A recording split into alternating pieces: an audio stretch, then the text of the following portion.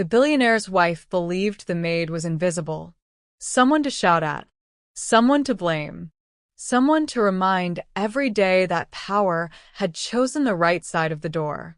She never imagined the girl scrubbing her marble floors was the one person in the house who would outlive her power and inherit everything she thought she owned. Because some secrets don't just ruin reputations. They end reigns. Comment below and let us know where you're watching from. We love hearing from you. The mansion on Crestwood Hill was a monument to excess. Glass chandeliers, gold-trimmed walls, and a silence so heavy it felt rehearsed.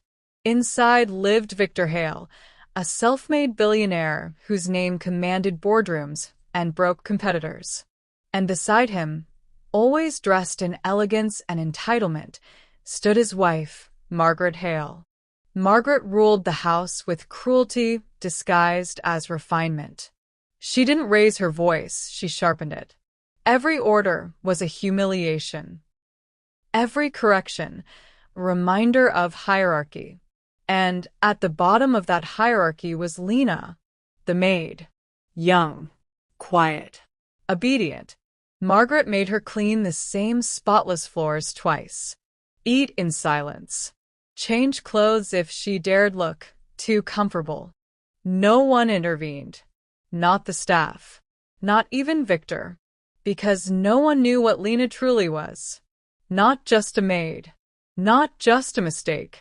But a secret written into a will that would detonate this household from the inside out. And when the truth finally surfaced, Margaret didn't just lose her status. She lost everything she thought made her untouchable. Margaret Hale didn't walk through rooms, she claimed them. Every step was deliberate, every glance a judgment. The house staff learned quickly, anticipate her needs, vanish when unnecessary, and never, ever meet her eyes with anything resembling confidence. She wore her cruelty like couture. Subtle, expensive, devastating. "This floor is filthy," she said one morning, standing over Lena with a coffee cup in hand. The marble gleamed like a mirror. "Do it again." Lena didn't argue. She never did. She simply nodded, lowered herself back to her knees, and began scrubbing the already spotless surface. Margaret watched for a moment, satisfaction flickering across her face, then walked away, heels clicking like a countdown. The other staff pretended not to notice. Cook kept her eyes on the stove. The butler polished silver that didn't need polishing. They had survived Margaret by becoming furniture, present but irrelevant. Lena understood the game. She had been playing it for 2 years, ever since Victor hired her through an agency with minimal questions asked. She was efficient, invisible, and cheap. Everything Margaret valued in people she considered beneath her. But Margaret had made one fatal mistake.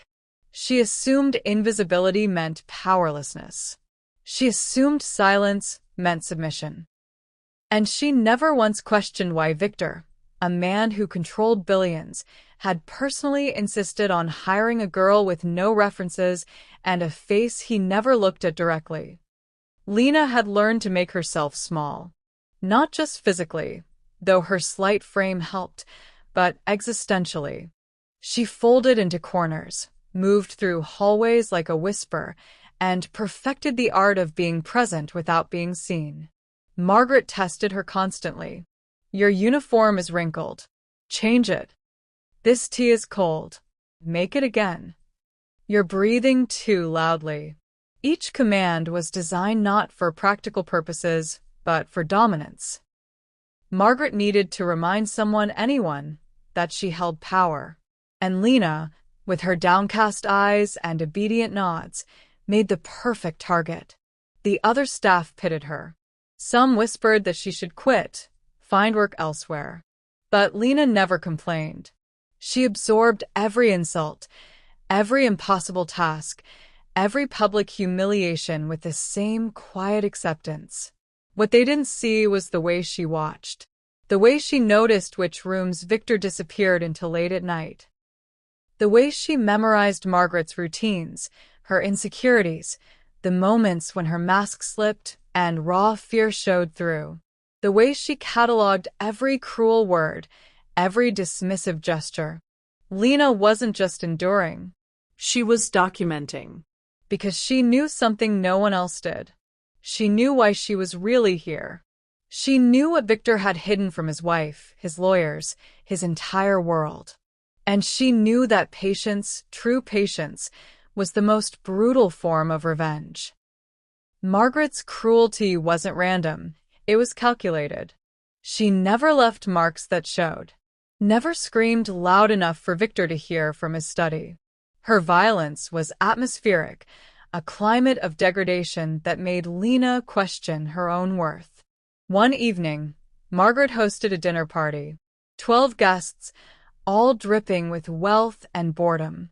Lena served in silence, moving between conversations about vacation homes and stock portfolios like a ghost. Then Margaret's voice cut through the chatter. "Lena, dear, could you come here?" The room quieted. Lena approached, heart steady despite knowing what was coming. Margaret smiled at her guests. "I was just telling everyone about our little charity project. You see, we hired Lena despite her limited background. No education, no family, no prospects. But we believe everyone deserves a chance, don't we?" Polite murmurs of agreement. Eyes that looked through Lena, not at her. "Tell them, Lena. Tell them how grateful you are for this opportunity." The words were a script, a performance of benevolence that required Lena's participation in her own humiliation. "I'm very grateful, Mrs. Hale," Lena said softly. Margaret's smile widened. "See? Some people understand their place in the world." Later, after the guests left and the house settled into darkness, Lena stood in the kitchen alone. She didn't cry, didn't shake with rage. She simply pulled out a small notebook from her apron and wrote down the date, the words, the witnesses. Evidence accumulated slowly, but it accumulated. Victor Hale had built his empire on secrets, offshore accounts, silent partnerships, deals that existed only in handshakes and encrypted messages. But his most dangerous secret wasn't financial. It was biological. 23 years ago, before Margaret, before the mansion, before the billions, Victor had been someone else. Younger, reckless, in love with a woman named Lena Reyes. She was an artist, beautiful and idealistic, everything Margaret would never be. When Elena got pregnant, Victor made a choice. He paid for her silence, set her up in a modest apartment across the country, and disappeared from their lives. The child, a daughter, would never know his name, never claim his fortune. Or so he thought. But guilt had a way of growing alongside wealth. As Victor's empire expanded, so did his paranoia about legacy. Who would inherit when he was gone? Margaret, who despised him behind her practiced smile. Distant relatives who saw him as a bank account? Or the daughter he'd abandoned? 10 years ago, he hired investigators. Found Elena, dead from cancer.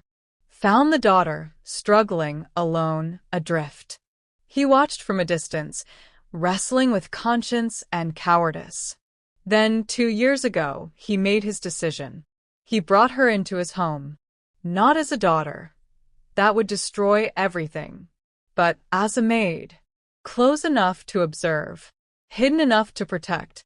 He changed his will in secret. And he waited.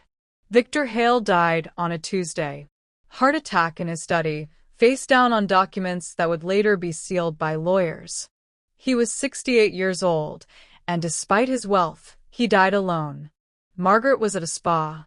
The staff was on the lower floors. Only Lena heard the thud. She found him there, eyes open, hand still clutching a pen. She didn't scream. She simply checked for a pulse, found none, and called 911. Then she did something no one saw. She photographed the documents on his desk. The funeral was theatrical. Margaret wore black Chanel and wept elegantly for cameras. Business partners offered condolences that sounded like negotiations. The staff stood in the background, appropriately somber. Lena served coffee at the reception, invisible as always. The will reading came 1 week later. Margaret sat in the lawyer's office, confident, already planning how she'd redecorate the mansion without Victor's outdated taste interfering. She had signed a prenuptial agreement years ago but expected the standard widow's share. Enough to maintain her lifestyle, her status, her power. The lawyer cleared his throat. To my wife, Margaret Hale, I leave $1 million and the contents of our primary residence, excluding all artwork, jewelry, and vehicles. Margaret's face remained composed, but her hands tightened on her purse. The remainder of my estate, including all business holdings, properties, investments, and assets totaling approximately $4.7 billion, I leave to my daughter, Lena Marie Hale. Silence. Margaret's scream could be heard through the lawyer's mahogany walls. Daughter? The word was a detonation. She lunged from her chair, face twisted into something feral, all pretense of elegance incinerated in a single revelation. That's impossible. He has no daughter. Who is Lena? She stopped. Her face drained of color. The maid. The lawyer, uncomfortable but professional, slid a folder across the desk. DNA results. Birth certificate with Victor's signature. Affidavits from witnesses. A letter, handwritten by Victor, explaining everything. Margaret snatched the papers, hands shaking, eyes scanning lines that destroyed her world. Lena is my biological daughter from a relationship before my marriage. I abandoned her and her mother out of cowardice. I brought her into my home to make amends, to observe if she had the character to inherit what I built. For 2 years, I watched her endure humiliation with grace. I watched her remain kind despite cruelty. She is the only person in my life who never wanted something from me because she never knew who I was. She is worthy of this inheritance. Margaret is not. You can't, this isn't. Margaret's voice cracked. She's nothing. A maid. She cleaned my floors. She's his daughter, the lawyer said simply. The will is legally ironclad. Margaret turned to Lena, who sat quietly in the corner, hands folded, expression unreadable. You knew, Margaret whispered. You knew the whole time. Lena met her eyes for the first time in 2 years. Yes, she said softly. I knew. The mansion became a battlefield. Margaret refused to leave. She screamed at lawyers, threatened lawsuits, called every contact she had. But Victor's will was airtight, drafted by the best legal minds money could buy. Lena was the sole inheritor. Margaret had 30 days to vacate. The media devoured the story. Headlines dissected Margaret's humiliation in real time. Billionaire's secret daughter inherits fortune. Wife gets nothing. Maid to heiress. The hidden daughter of Victor Hale. Margaret Hale. From mansion to nowhere. Photographers camped outside the gates. Margaret couldn't leave without being swarmed. Her friends, those social climbers who'd fawned over her, vanished overnight. No one returned calls. Invitations stopped arriving. She was erased. Lena, meanwhile, remained calm. She hired security, financial advisors, and a publicist who handled the media with surgical precision. She didn't gloat, didn't give interviews, simply proceeded with quiet efficiency to claim what was legally hers. But she made one decision that destroyed Margaret completely. She released the notebook. 2 years of documentation. Every cruel command. Every humiliation. Every dinner party where Margaret had performed benevolence while orchestrating degradation. All of it, time-stamped, witnessed, undeniable. The internet exploded. Margaret Hale became a symbol, not of elegance, but of cruelty. Memes circulated. Videos dissected her behavior. Former staff members came forward with their own stories. She wasn't just poor now. She was infamous. And Lena had done it all legally, quietly, without ever raising her voice. Margaret's final day in the mansion was silent. No staff remained. No friends came to help. Just Margaret, alone, packing designer clothes into suitcases, each item a reminder of a power that had evaporated. Lena found her in the master bedroom. "I'm leaving," Margaret said without turning. Her voice was hollow. "Are you satisfied?" "I'm not looking for satisfaction," Lena replied. "Just justice." Justice. Margaret laughed bitterly. "You destroyed me. You planned this. You played the victim while you tortured me for 2 years?" Lena's voice remained soft but cut like wire. "While you humiliated me in front of guests. While you made me scrub clean floors to remind me I was nothing. I didn't know. You didn't care." Lena stepped closer. "You never once asked my name, my story, if I had family. You never saw me as human. And that's why you lost everything." Margaret's face crumpled. "What happens to me now?" "You live," Lena said. "You live knowing that the girl you thought was worthless inherited everything you thought made you valuable. You live with every news article, every whispered conversation, every door that closes in your face. You live with the knowledge that your cruelty wasn't strength, it was evidence." She paused at the door. "And you live knowing I didn't destroy you. You destroyed yourself. I just made sure everyone saw it." 6 months later, Lena established the Elena Reyes Foundation, funding education and housing for women escaping abuse. She sold the mansion, Too Many Ghosts, and moved into something smaller, warmer. Margaret lives in a small apartment in a forgettable part of the city, surviving on what remains of her settlement. She can't find work, can't rebuild her reputation, can't escape the woman she was. Sometimes, late at night, she opens her laptop and sees photos of Lena at charity events, smiling, surrounded by people who respect her. And Margaret understands, finally, that some prisons don't have bars.